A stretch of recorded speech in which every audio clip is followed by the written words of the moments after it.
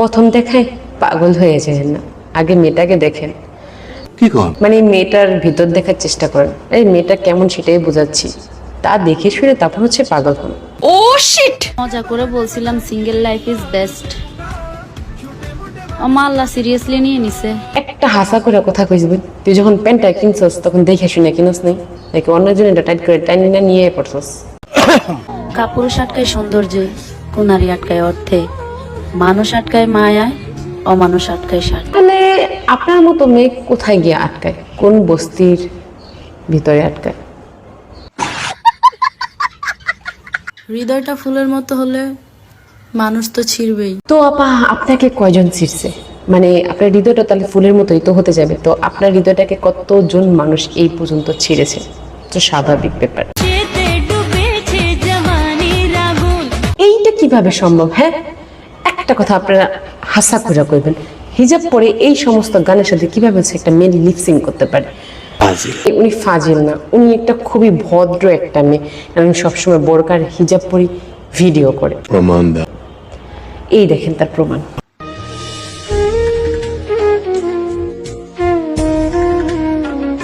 যে কাজটা করতেছেন একেবারে নিকৃষ্ট, কারণ কেবলার দিকে হচ্ছে মাথা নত করে নামাজ পড়তে হয়, আর আপনি মোবাইলের দিকে তাকায় মাথা নত করতেছেন। কি আশ্চর্য কথা! আপনারা আর আমরা আশ্চর্য হয়ে কোনো লাভ নেই, কারণ সে হচ্ছে সবাইকে দেখাবে। আমি স্যাড ভিডিওর পাশাপাশি হচ্ছে নামাজ কালামও করে থাকি, এটাই হচ্ছে দেখানোর বাকি আছে।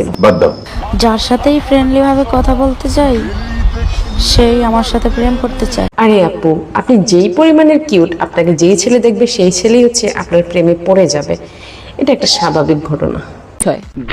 প্রিয় মানুষটার সাথে হঠাৎ করে কথা বন্ধ হয়ে যাওয়া আর দম বন্ধ হয়ে যাওয়ার মধ্যে কোনো পার্থক্য। আচ্ছা আপু, একটা কথা সত্যি করে বলবেন যে আপনার কোন প্রেমিকটার সাথে আপনার কথা বলা বন্ধ হয়ে যাওয়ার পর আপনার দম বন্ধ হয়ে আসতেছে? মানে?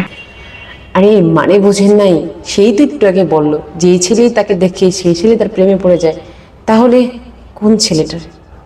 আপনারা বুঝতে পেরেছেন যে তাহলে তো অনেকগুলো প্রেমিক আছে।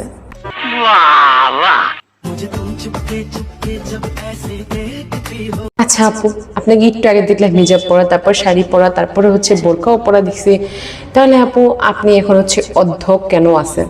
একটা সুন্দর প্রশ্ন আপনার, আসলে খুব টেকনিক্যাল। উত্তরটা নেই, কারণ আপনাদের মতো টিকটকদের কাছে এই উত্তরটা থাকবেও না।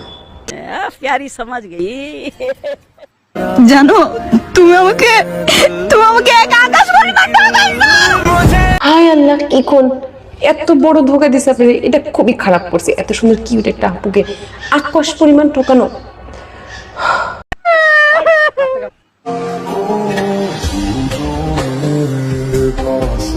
মানে আপু, এত বড় একটা মেশিন থাকতে আপনাদের ছেলেরা কেমনে ঠাপায়? মেশিন মানে এত বড় একটা গাড়ি থাকতে মানে বুঝে নাই? আরে ছেলেরাদের তো একটাই স্বপ্ন থাকে, এক হচ্ছে নারী আর দ্বিতীয় হচ্ছে গাড়ি। তো গাড়িও আপনার কাছে আছে, নারীও আছে, তো পুরুষ মানুষ কেন আপনাকে ঠকায় যায়? আরে এইটাই তো মাথায় যাচ্ছে না। তো সেই একই প্রশ্ন।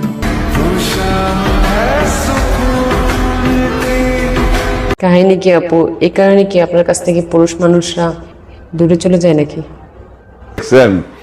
মিল কেমনে খুঁজে বাইর করে? কথা ছিল ঝড় তুফান যতই আসুক কেউ কাউকে ছেড়ে যাব না, কিন্তু সামান্য বাতাসেই তুমি নিজেকে আড়াল করে নি। শুনেন আপু, ছেলেটাকে খারাপ ভাববেন না, কারণ আমার কাছে মনে হচ্ছে ছেলেটা হয়তো হ্যাংলা পাতলা ছিল, মানে হ্যাংলা পাতলা ছিল আর কি, যেন সামান্য বাতাসে উড়ে গেছে। আমি যে কি মাল, ওটা যদি তুমি বুঝতা পাল তাইলে নিজেই কইতা ওরা আমি পড়াইতে পারছি, এটা আমার কপাল। আপনি এত সুন্দর হইয়া কি হইলো আপু? কোন কি হইলো?